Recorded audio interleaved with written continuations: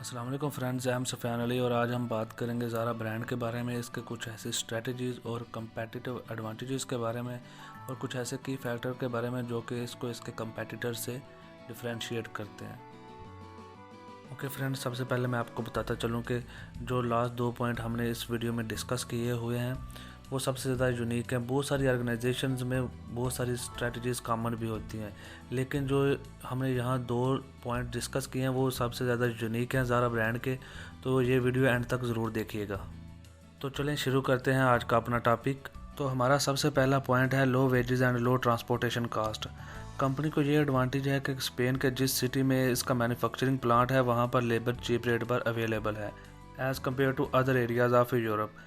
Wages कम होने की वजह से मैन्युफैक्चरिंग कास्ट कम आती है और इसकी ट्रांसपोर्टेशन कास्ट इसलिए कम आती है क्योंकि ये इटली से बहुत ज़्यादा तकरीबन 40 to 60% रॉ मटेरियल इंपोर्ट करते हैं, जिसकी वजह से इसकी रॉ मटेरियल की फिक्स्ड कास्ट भी कम आती है और ये कस्टमर को भी लो रेट पर सेल करते हैं, जिसकी वजह से इनकी सेल इंक्रीज़ होती है और ऑटोमेटिकली प्रॉफिट भी इंक्रीज़ हो जाता है। प्राइस कम होने की वजह से इनको ये एडवांटेज सबसे ज़्यादा ये होता है कि ये अपने कंपैटिटर के कस्टमर को भी अपनी तरफ अट्रैक्ट कर लेते हैं।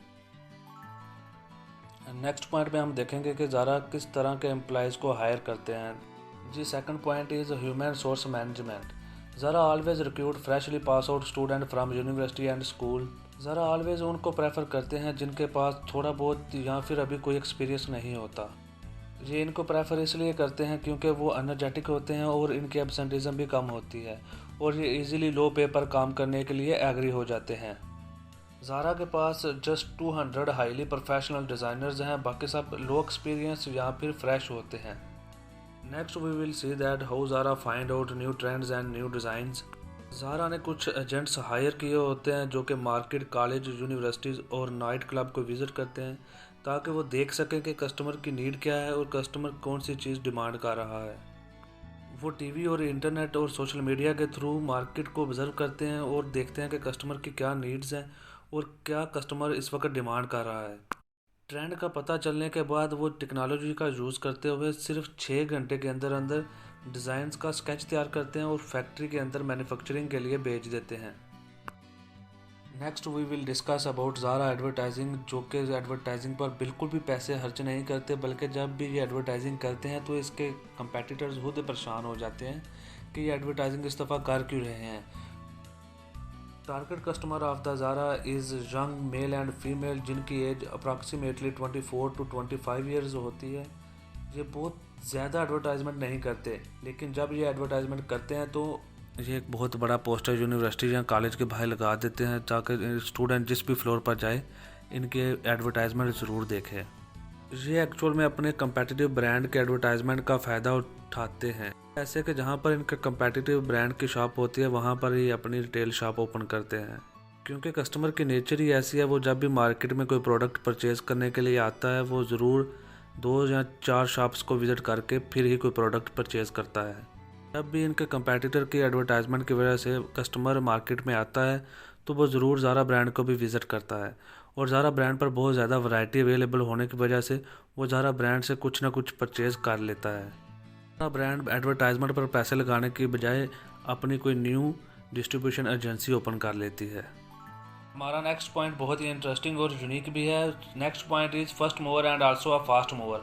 ज़ारा फर्स्ट मूवर तो है ही, बट ये फास्ट मूवर भी है। जितनी देर में कस्टमर प्रोडक्ट की डिमांड करता है उतनी ही देर में ये नई प्रोडक्ट बनाकर मार्केट में लॉन्च भी कर देते हैं। देखिए, मार्केट बहुत तेज़ी से ग्रो कर रही है तो हमें अपना आइडिया भी उतनी ही तेज़ी के साथ आगे लेकर जाना होता है। कोर्स में नए एक्सपेंशंस लानी होती हैं, नए आइडियाज़ लाने होते हैं, न्यू इन्वेंशंस लानी होती हैं। लेकिन इसमें आप एग्जांपल ले लें, जैसे पाकिस्तान क्रिकेट में फ़र्स्ट मूवर तो नहीं था, ना पाकिस्तानी क्रिकेट इन्वेंट की, लेकिन चूँकि पाकिस्तान एक फास्ट मूवर था और उसने अपनी मेहनत से और तेज़ी के साथ क्रिकेट की दुनिया में अपना नाम बना लिया। सेम इसी तरह मैकडोनल्ड ने भी फर्स्ट बर्गर इन्वेंट नहीं किया था, लेकिन वो साथ साथ अपनी नई स्ट्रेटजीज लाता गया, न्यू इनोवेशंस लाता गया, जिसकी वजह से बर्गर ने अपनी मार्केट के अंदर मैकडोनल्ड ने अपनी मार्केट के अंदर अपना नाम बना लिया। लेकिन ज़ारा फर्स्ट मूवर भी है और फास्ट मूवर भी। ये बड़े तेज़ी के साथ मार्केट को ऑब्जर्व करते हैं और कस्टमर के फीडबैक को बड़ी तेज़ी के साथ ही फीड फॉरवर्ड में कन्वर्ट करते हैं। कस्टमर की नीड्स एंड वांट्स को, कस्टमर की डिमांड को फीड फॉरवर्ड में कन्वर्ट करते जाते हैं। जो जो कस्टमर डिमांड करता है उसी तरह के नए नए डिज़ाइन मार्केट में स्पीड के साथ लाते जाते हैं। मार्केट के ट्रेंड को ऑब्जर्व करने के बाद ये टेक्नोलॉजी का यूज़ करते हुए 6 घंटे के अंदर अंदर अपने डिज़ाइन का नया स्केच तैयार करते हैं और फैक्ट्री में मैन्युफैक्चरिंग के लिए भेज देते हैं। और दुनिया में जहाँ कहीं भी इनका स्टोर होता है वहाँ मैन्युफैक्चर करके 2 वीक के अंदर ये वहाँ पर डिलीवर कर देते हैं। ज़ारा की हिस्ट्री का एक बहुत ही इंटरेस्टिंग वाक़या है कि एक दफ़ा पिंक कलर की टोक्यो और मैक्सिको में बहुत ज़्यादा डिमांड थी। जैसे कि पाकिस्तान में ईद के दिनों में वाइट कलर की बहुत ज़्यादा डिमांड होती है और मुहर्रम में ब्लैक कलर की बहुत ज़्यादा ही डिमांड होती है। इसी तरह कोई उनका भी फेस्टिवल था, वहाँ पर पिंक कलर बहुत ज़्यादा पहना जाना था, लेकिन ज़ारा के स्टोर से पिंक कलर नहीं मिल रहा था। और जैसे ही ये बात उनके हेड ऑफिस में पता चली कि उनके स्टोर से पिंक कलर नहीं मिल रहा, तो उन्होंने within one week 5 lakh articles तैयार करके जहाँ कहीं भी उनके यूरोप में रिटेल शॉप्स थी वहाँ पर डिलीवर कर दी। तो यही वजह है कि ज़ारा अपनी स्पीड की वजह से बहुत जाना जाता है। हमारा नेक्स्ट पॉइंट जो है वो ज़ारा की ऐसी यूनिक स्ट्रेटजीज़ है जो कि बहुत ही कम ऑर्गेनाइजेशन, बल्कि मेरा नहीं ख्याल कोई और ऑर्गेनाइजेशन इसे फॉलो भी करती होगी। तो नेक्स्ट पॉइंट है स्मॉल बैचेस एंड स्केर्सिटी। तो ये 2 अलग अलग पॉइंट है, इनमें हम पहले स्मॉल बैचेस को डिस्कस कर लेते हैं। बहुत सारे ब्रांड जो हैं वो इकॉनमीज़ ऑफ स्केल को फॉलो करते हैं। इसका मतलब ये है कि वो रॉ मटेरियल को बुल्क की फॉर्म में परचेज़ कर लेते हैं ताकि उनको फिक्स्ड कास्ट कम आए, और मैन्युफैक्चरिंग जो है वो भी बुल्क में करते हैं और एक ही डिज़ाइन के बहुत ज़्यादा आर्टिकल बना देते हैं ताकि उन्हें फिक्स्ड कास्ट कम बियर करनी पड़े। बट ज़ारा जो है वो इकॉनमीज़ ऑफ स्केल पर काम नहीं करता, बल्कि वो स्मॉल बैचेस में बहुत ज़्यादा वैरायटी में डिफरेंट डिज़ाइन को मैन्युफैक्चर करते हैं। इसका इनका फ़ायदा ये होता है कि ये एक तो इनके पास वैरायटी ज़्यादा होने की वजह से कस्टमर इनकी शॉप से खाली हाथ वापस नहीं जाता, क्योंकि वैरायटी बहुत ज़्यादा होने की वजह से कस्टमर को कोई ना कोई प्रोडक्ट पसंद आ जाती है और वो परचेज़ करके ही जाता है। और दूसरा फ़ायदा इन्हें ये होता है कि स्मॉल बैचेस में अगर कोई इनका एक डिज़ाइन फ्लॉप भी हो जाता है तो इन्हें ज़्यादा नुकसान नहीं होता, क्योंकि वो ऑलरेडी एक लिमिटेड आर्टिकल थे, लिमिटेड सा डिज़ाइन था, तो इन्हें ज़्यादा लॉस नहीं होता। एक इनकी सबसे अलग स्ट्रेटजी है कि जहाँ पर सारे इकॉनमीज ऑफ स्केल पर काम करते हैं, ये स्मॉल बैचेस पर काम करके बहुत ज़्यादा फ़ायदा उठाते हैं। तो हमारा इसी के अंदर दूसरा पॉइंट था scarcity. It means that Zara बहुत सारे डिज़ाइन तो बनाता ही है, लेकिन वो लिमिटेड से आर्टिकल में, जैसे कि मैंने आपको पहले बताया कि ज़ारा बहुत ज़्यादा डिज़ाइन बनाता है, लेकिन वो बनाता है लिमिटेड डिज़ाइन में, लिमिटेड सी क्वांटिटी में।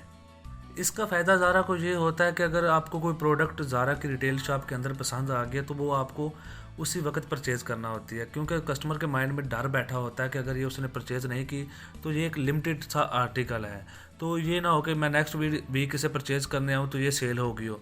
तो अगर उसे पसंद आ गई तो वो उसी time at the spot he decision लेगा, वरना उसे ये प्रोडक्ट नहीं मिलेगी। तो ये इनकी एक स्ट्रैटेजी है कि ये कस्टमर के माइंड में अपना डर बिठा कर रखते हैं, तो ताकि इनकी जो प्रोडक्ट है वो हाथों हाथ ही सेल हो जाए। बहुत दफ़ा होता है कि ज़ारा का जो एक यूनिक डिज़ाइन है वो आउट ऑफ स्टॉक है, लेकिन ये बात इनके हेड ऑफिस को भी पता होती है कि ये इनका जो डिज़ाइन है वो रिटेल शॉप से ख़त्म हो चुका है, लेकिन वो जानबूझकर इसे लिमिटेड सा बनाते हैं ताकि कस्टमर के माइंड में ये डर बैठा रहे कि यहाँ ये जो स्टॉक है वो ख़त्म हो जाएगा। और ये एक दफ़ा नहीं, बहुत दफ़ा ऐसा होता है कि इनका जो एक अच्छा डिज़ाइन होता है वो बहुत दफ़ा आउट ऑफ स्टॉक हो जाता है। ये ज़ारा जानबूझ के करते हैं ताकि कस्टमर के माइंड में इनका डर बैठा रहे, और ये करते हैं ऐसे हैं कि ये इनकी जो इन्वेंट्री होती है इनकी शॉप्स के अंदर वो 6 दिन के अंदर अंदर इसे चेंज कर देते हैं। लेकिन जो इसके टफ़ कंपेटिटर्स हैं लाइक H&M, वो 52 डेज़ के अंदर अपनी इन्वेंट्री चेंज करते हैं, और हमारी लोकल जो रिटेल शॉप्स हैं वो 92 डेज़ के अंदर जो है वो अपनी वो इन्वेंट्री चेंज करते हैं।